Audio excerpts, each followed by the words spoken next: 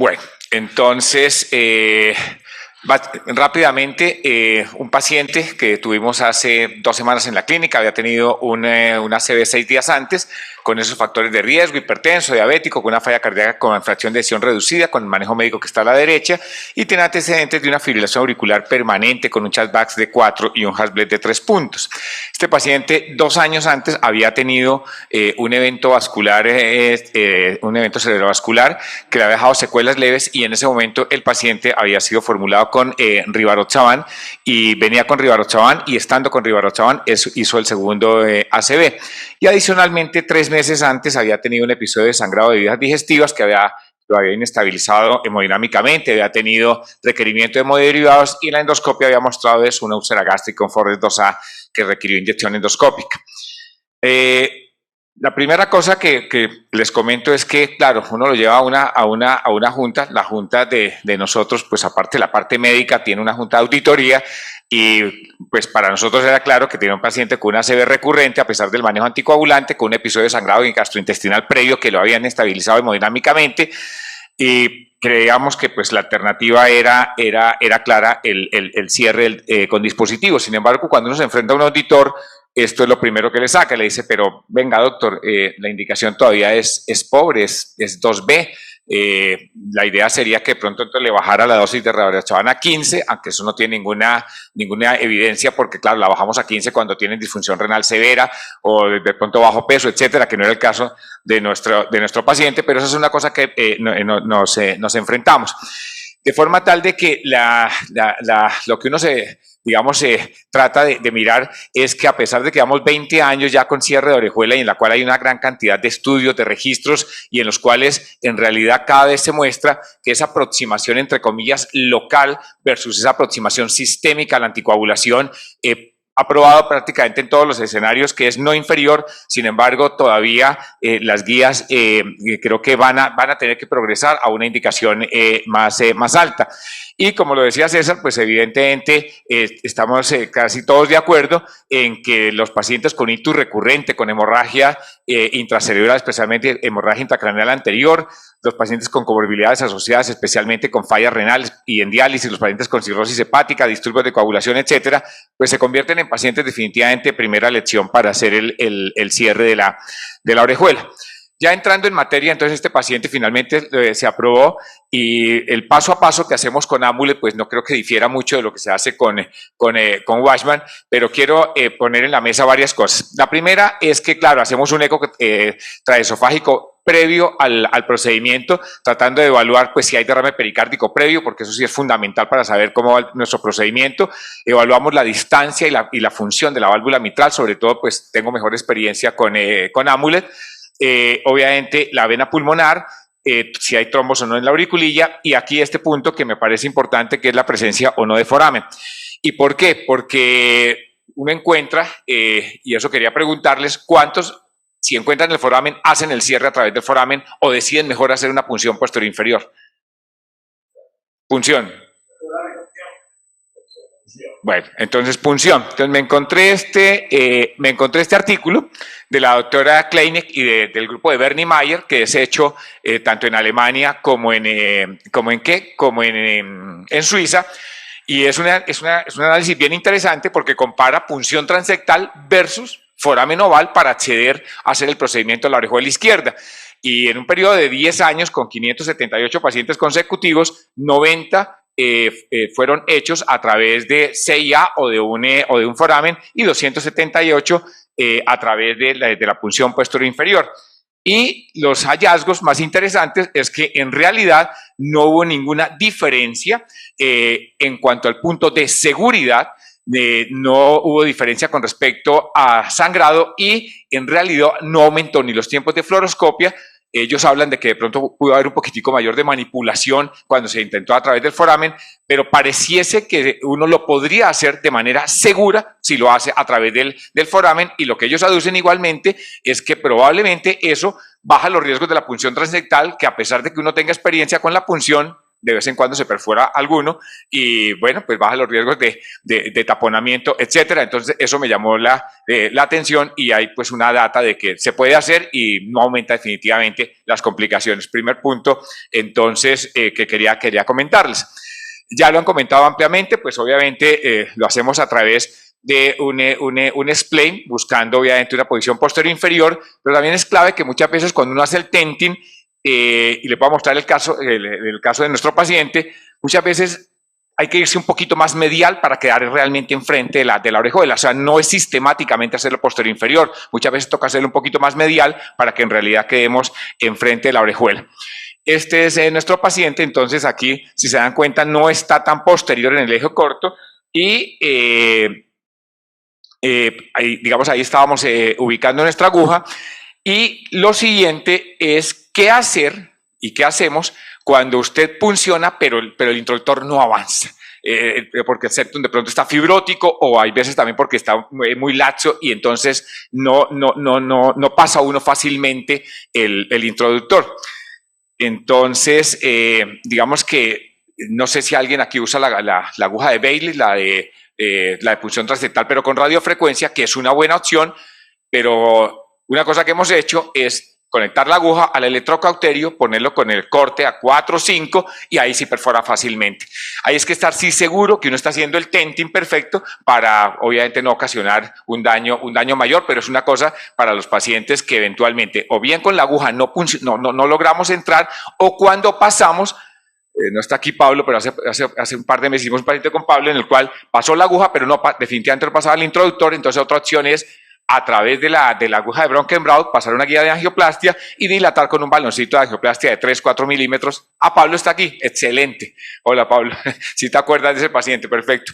Entonces, y pues eso no sé, demoró el procedimiento que 2 minutos quizás, pero es una de las alternativas cuando tenemos esa dificultad en la punción del septum. Bueno, este paciente finalmente pudimos acceder a la aurícula izquierda.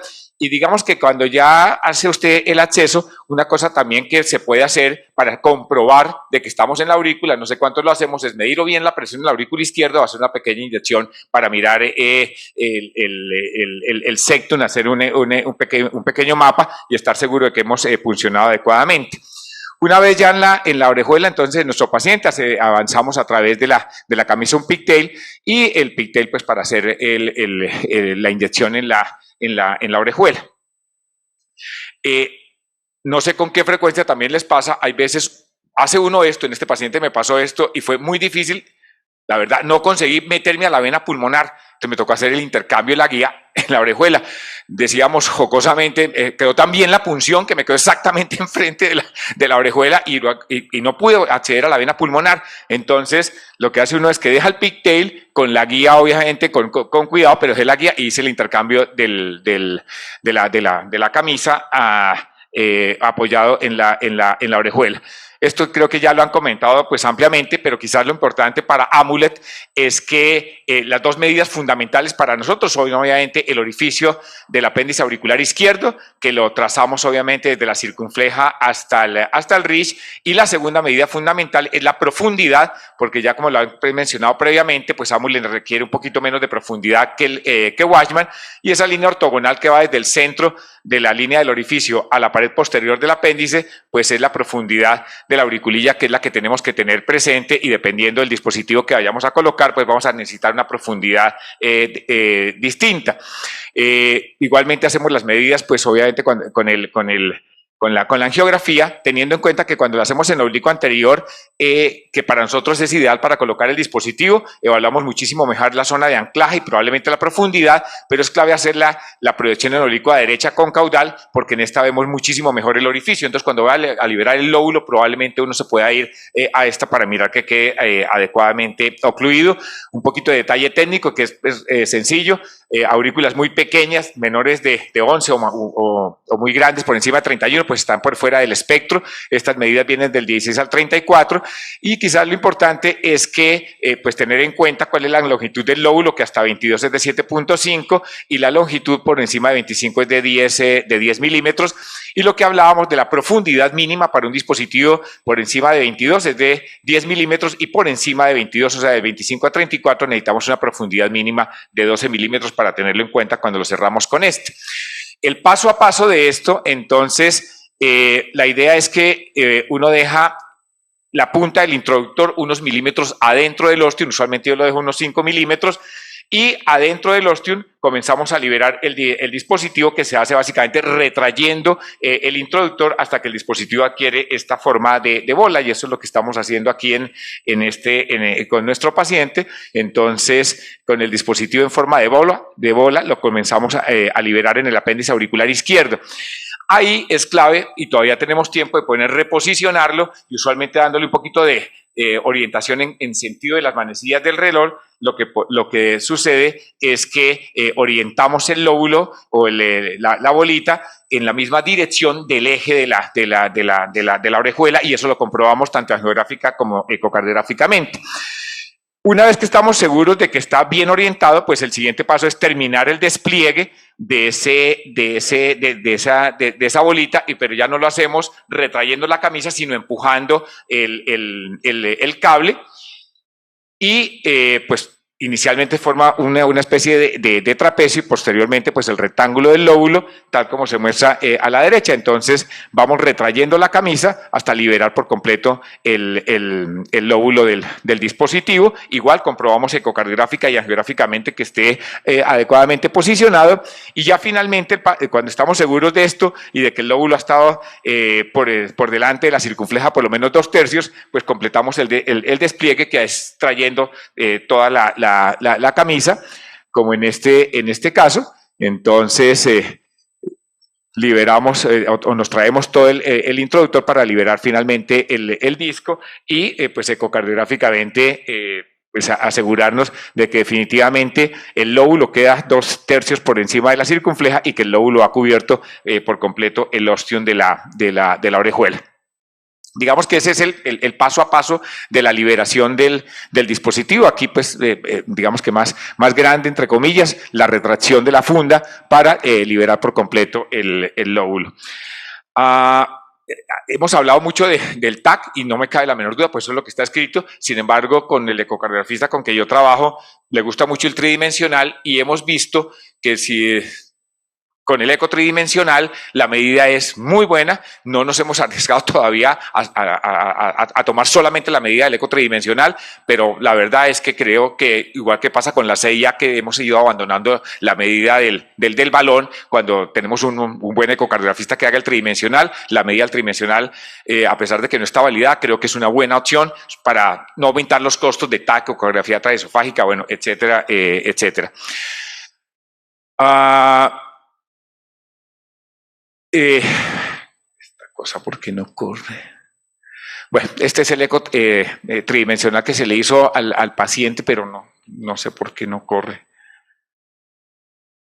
Bueno, ok.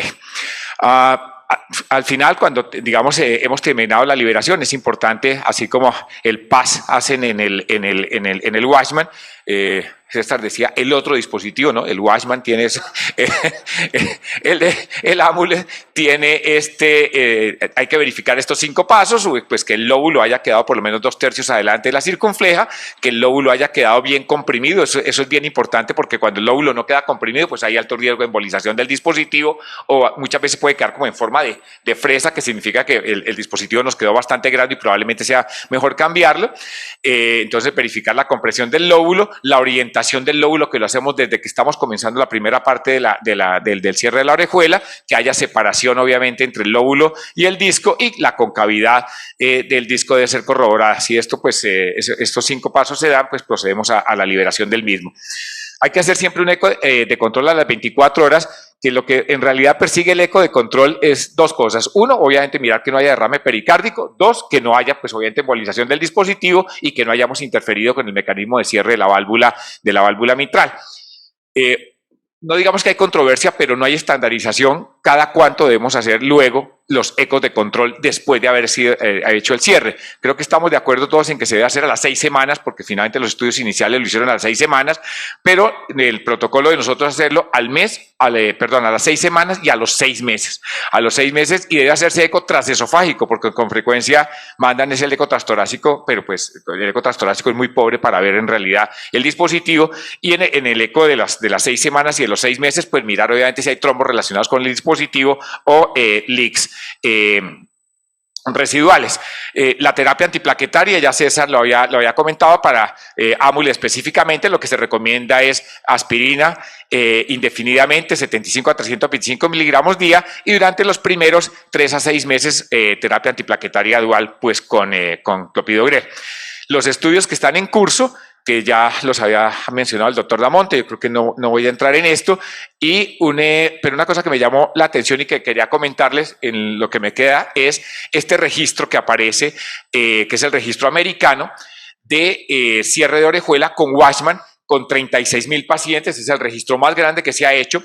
Y me llamó la atención esto. Uno es que, claro, los pacientes que no reciben ninguna terapia pues tienen definitivamente una alta tasa de accidentes cerebrovascular y de eventos embólicos. Evidentemente, con el cierre, con todos los dispositivos, pues esta tasa es definitivamente inferior, y es no inferior definitivamente a la anticoagulación. ¿Qué me llamó la atención de este registro y que me parece que es lo más interesante de esto? Uno es que el 60% de los pacientes de este registro americano se les cerró la orejuela por un evento de sangrado. Pero lo más interesante es que el 30 y pico % de los pacientes se les cerró por alto riesgo de caídas, que es una cosa que nosotros no tenemos en cuenta, y muchos de los pacientes son de edad avanzada con alto riesgo de caída y no se toma en cuenta que traen anticoagulado un paciente de esos es todo un problema.